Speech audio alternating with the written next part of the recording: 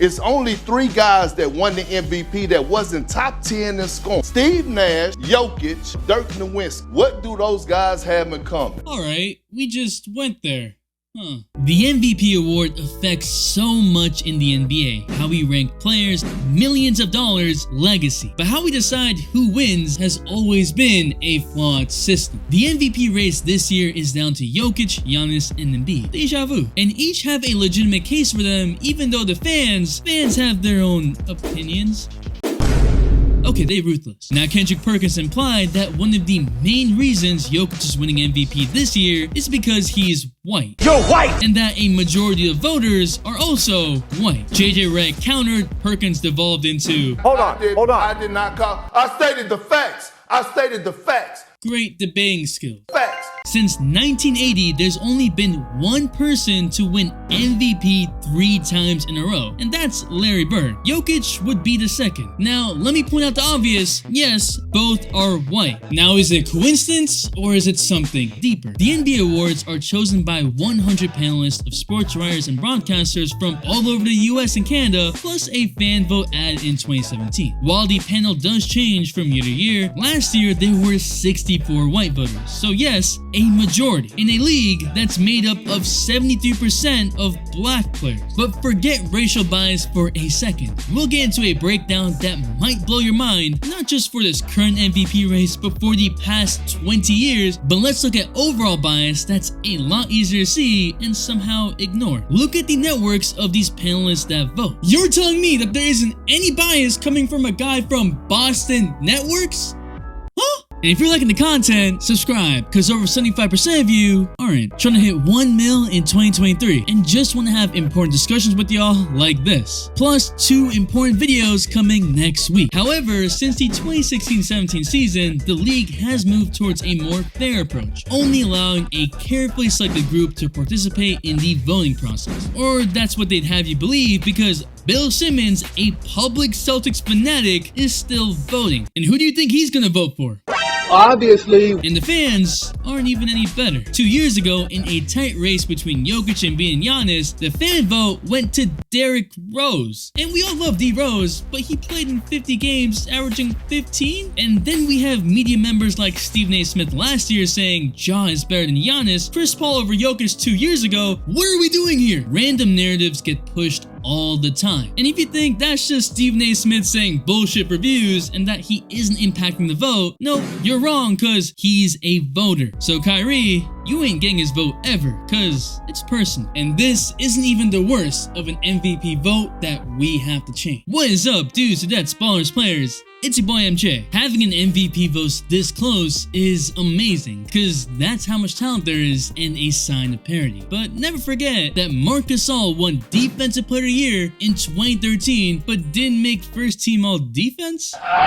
Because Defensive Player of the Year is voted by sports writers and broadcasters, and all defensive selections were made by head coaches. LeBron was robbed. Oh, come on, man. The MVP vote used to be by the players, but after Kareem Abdul-Jabbar kept winning, they changed the vote. And even now, we have an entire term called voter fatigue. We've seen plenty of players get affected. Recently, think Giannis, who after 2 straight MVPs had playoff losses held against him in 2021. Think Jordan in 1997, who was significantly better than Karl Malone and on a more winning team, but was slightly worse than a version of himself from the year before. Dropped from 30 points a game to 29.6 and 70 wins to 69, and Karl won. It became personal with me. Any means necessary, right? But why does voter fatigue even exist? Because the process is already biased. Because the process is human. The once exciting jump to superstardom becomes a norm and is no longer exciting. It's expected. We almost begin to take players for granted. And that's what's caused more of this debate. Because we've seen voter fatigue so often, but why is Jokic, of all the players in the past, seemingly avoiding voter fatigue? Now, Perkins also said that the only MVPs who didn't finish top 10 in scoring since 1990, being Nash, Jokic, and Dirk. Convenient to stop at 1990 because Magic won MVP in 1987, 1989, and 1990, not being top 10 in scoring, and Magic's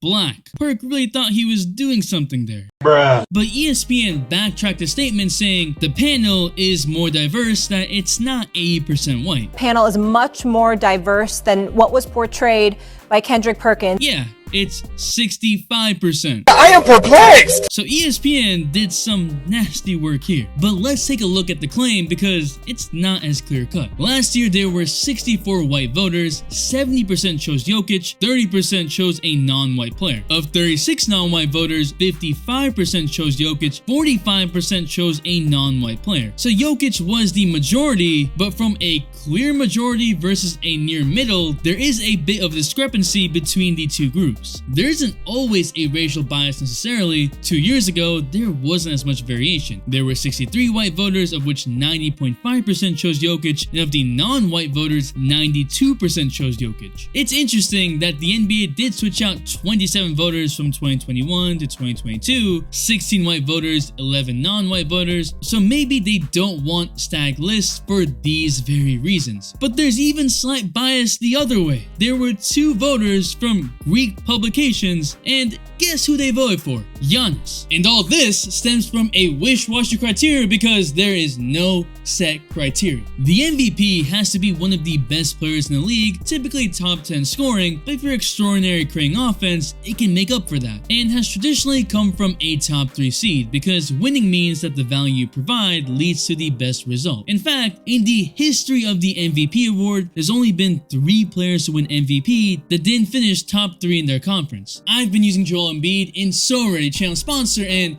they're about to give prizes to my league and start their playoff tournament. Last week, I was 5th place. First place used Nikola Jokic. Jokic is always dominating the stats, and it seems like Embiid is always finishing behind him.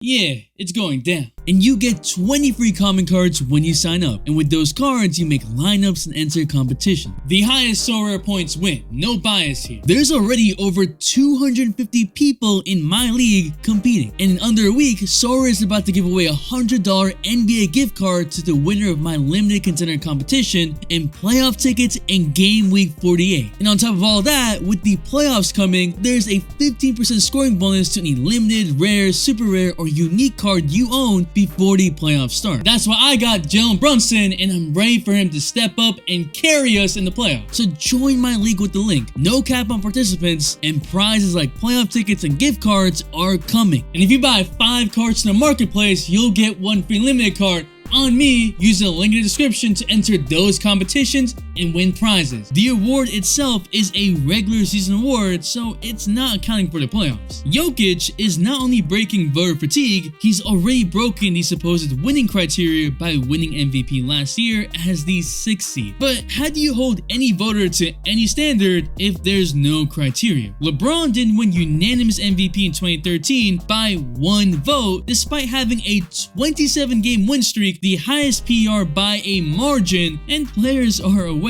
That's too easy! LeBron even said, it's probably a writer out of New York that didn't give me the vote. Little did he know it was because one guy, Gary Washburn of the Boston Globe, voted for Carmelo. The outrage was so bad that the NBA made voting transparent so that voters were held accountable for their actions. But just like that, LeBron didn't become the first unanimous MVP, and his legacy got impacted for absolutely no reason. Remember Andre Iguodala winning Finals MVP over Stephen Curry for holding LeBron to 35 points a game? Versus the guy that scored the most points in a 4th quarter in the NBA Finals, hit several clutch shots, and averaged 26 points a game, literally the entire engine of the offense? Honestly, Iggy was great, but even the panelists of voters later admitted that they were caught in the moment and that Curry should have won. But for years, everyone used a lack of Finals MVP to roast Curry in the Finals and his playoff resume. All because the voters also had no standard. How you finish the season is also important. Symbolically, it's about making a push. By this point of the season, it's usually a 3 or 4 player race. There can be a clear-cut favorite, but players can either close the distance or increase the distance and come out on top. But the real reason why the finish is important is because of recency bias. Recency bias is the tendency for people to overweight new information or events. No matter how much people deny recency bias, especially in today's social media age where attention span is going down, recency bias changes how we think about players constantly. One good recent game can be enough to dissuade 5 to 10 prior bad games. Nani? Look at the roller coaster ride that was Russell Westbrook on the Lakers. Stephen A. Smith came out and said he doesn't want to hear Jokic as front runner with the way he's trailed off in the past 10 games, and said Embiid is the clear cut again. No freaking way. But we just accept this as part of the MVP vote too. The vote happens at the end of the season, so the voters get swayed. And we know these media analysts don't watch all the games, cause some of the stuff they be saying is so out of pocket. Giannis is Giannis. But we don't know what the hell Ja gonna be. They protect Curry all the time.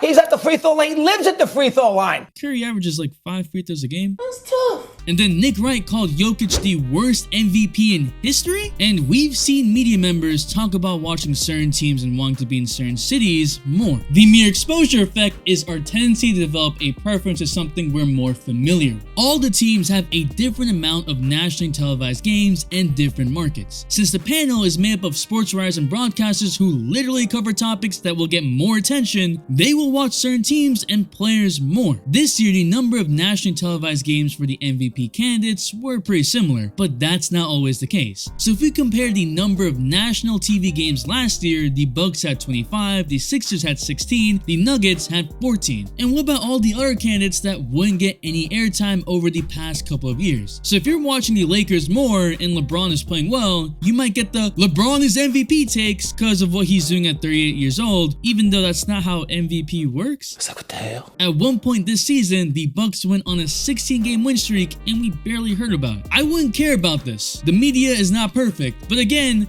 these are the people that are voting. Each MVP candidate has a case that I can say in a minute. Jokic is the best offensive player in the league on the best team in the West. Advanced stats say he's ahead of everyone, and it's clear that averaging a triple-double in winning games with no all-star teammate is a strong case and also ridiculous. Jokic also leads in advanced defensive stats. Metrics like defensive BPM grade him as the best defender in the league. Actually, BPM has him 5th in greatest defensive seasons ever. This is where you rip up the formula and start again, because when watching Jokic, while he's not barbecue chicken, there are times where there's slow closeouts, bad rim protection, and lazy defense. Joel Embiid is leading the league in scoring at 33.5 points a game with a true shooting percentage of 65%. That's insane. He's also hit 6 game winners and seems more impactful on the defensive end if you watch the games and is top 5, but doesn't grade as high as Jokic offensively. Embiid also has Harden, who's averaging 22 and 11, but the NBA just decided to forget about Harden. No skill at all. But Embiid has missed 14 games, and since the league moved to an 82-game schedule in 1968, Bill Walton in 1978 is the only player to win MVP without playing at least 70 games, so Embiid would be the second if he wins. Giannis' team has the best record in the NBA, averaging 31-12, 5.5, and while he's ahead in defensive rating at 107.6, Giannis also has Brook Lopez, a DPOY candidate, so Giannis' defensive case gets lowered. He's 3rd in the race and has also missed 15 games this season so far, but with Chris Middleton being out and inconsistent, Giannis should get more props for keeping the Bucks afloat and thriving. Of course, there's more context in what I said, but what really matters for the vote? Does Embiid ramping it up right now and the Nuggets being 1-5 in their last 6 matter? My issue with the current race isn't that Jokic should win it this year, because he's the best offensive player in the league on the best team in league record-wise right now. My issue was, if you use this argument for him this year, then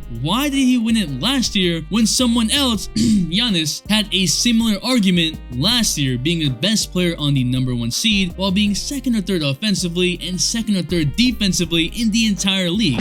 Especially when there's only been 2 other players in NBA history that have gotten the same treatment where their teams were that bad and still won MVP. The exception made for Jokic last year and then changing the criteria again just feels inconsistent. consistent. But what about all those other instances where teams were trash, players brought them all the way into the playoffs, and were by far the best offensive player in the league and still not considered, like Kobe averaging 35 points in 2006? And then what about those instances where winning was put above everything else over the stats, like Curry in 2015 when he won MVP averaging 24 and 6? Of course, there's more context in each of those cases. Take a look at Kobe's vote tally. He finished 4th overall, and yet he was 2nd in first place votes with 22, 6 more than LeBron James, who finished 3rd in first place votes, yet Kobe had the fewest amount of 2nd place votes with only 11, fewest amount of 3rd place votes with 18, and the highest total of 5th place votes with 30? How can the same person have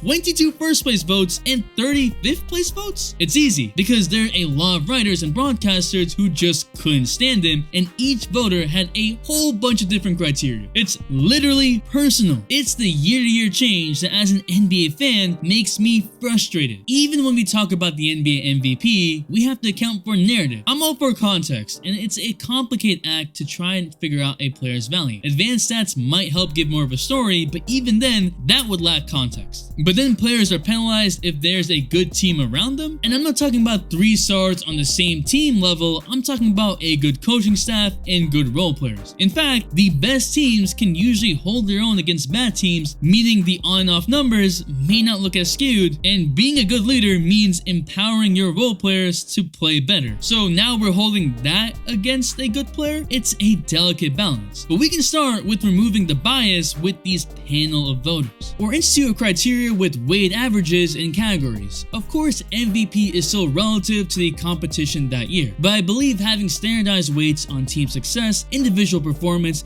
and difficulty level in achieving would help this process where really no one knows what's going on. It would help fans and media members just the right discourse on a very important award. I just think this whole process needs to change, more than just having a minimum game requirement. The all-day notification shout goes to my boy, Day 1, Armand, who has also been impressed by Embiid this season. Thanks for the all-day support. And if you want to know how the NBA failed John Morant, there's a video right here. And if you're still here, you a real one to comment race, so I know. It's your boy MJ. We out. We vibe.